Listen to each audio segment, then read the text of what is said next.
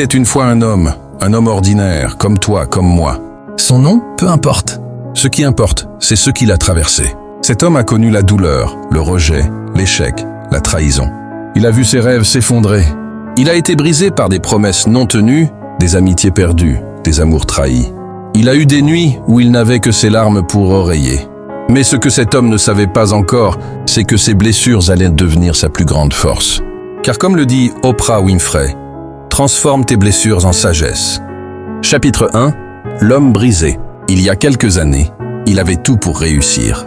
Un emploi stable, des rêves plein la tête, une famille qui croyait en lui. Mais la vie est parfois rude. Son entreprise a fait faillite. Ses amis se sont éloignés. Sa compagne est partie. Il se sentait vide, seul, inutile.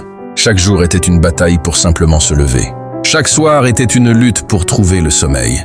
Il se répétait « Pourquoi moi? Pourquoi maintenant ?» Mais la vie ne répond pas toujours. Elle t'éprouve. Elle t'enseigne. Il marchait dans les rues comme une ombre.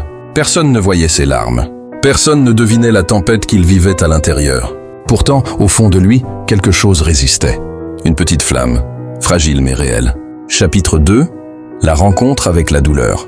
Un soir d'hiver, épuisé, il est allé s'asseoir sur un banc. Il regardait les passants pressés. Il se sentait invisible. Mais ce soir-là, quelque chose a changé. Un vieux monsieur s'est assis à côté de lui. Il avait des yeux remplis d'expérience et de bonté. Il a simplement dit « Je vois dans tes yeux la douleur que j'ai connue. Mais sache une chose, ta douleur est un professeur. Elle te parle, elle te forge. Si tu l'écoutes, elle fera de toi un homme nouveau. » Ces mots ont frappé son cœur comme un éclair. Pour la première fois, il comprenait que sa souffrance n'était peut-être pas un fardeau, mais un outil, un message, une chance.